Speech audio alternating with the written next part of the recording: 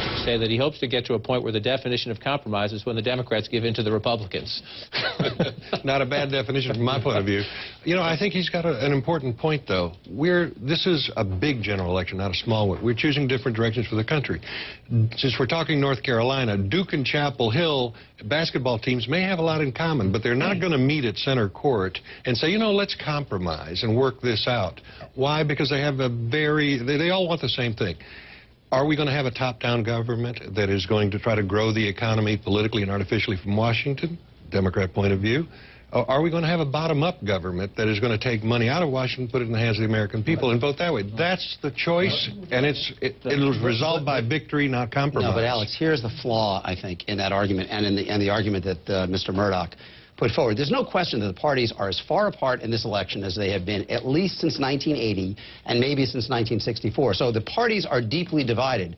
But the overwhelming likelihood is that we're going to come out of this election with the country closely divided. We're going to be talking very much about a 50-50 nation again, in all likelihood, after November. The presidential race will likely be decided by a narrower margin than in 2008. The Senate, someone's going to have 51, 50, or 52 seats. The House is going to be probably more closely divided. In that environment, basically arguing that we have irreconcilable differences. The two parties are moving fundamentally apart, but the country is basically not giving either of them the leverage to impose their solution on the other. There really is no choice but to work together or to stalemate. If you're President Obama, do you just say Dick Lugar ran a bad race, been there too long, Tea Party juice, that's a whole Republican dysfunction story? Or do you say, to James's point, there's something deeper, and as an incumbent, I better learn a lesson? There's a lot that's deeper. In fact, voter turnout was even low. I mean, even in North Carolina, when we saw that lopsided victory on Amendment 1. But look, Democrats don't want to grow the government. They want to make sure that the middle class can succeed in this economy.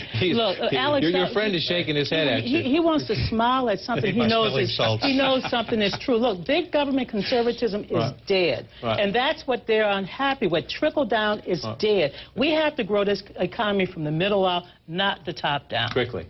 I would say that what's wrong with Ron's argument is this is not left-right. It's up-down. The country's moving into the future, not the past. And the country's trying to evolve into a more responsive government, not old industrial age government in Washington.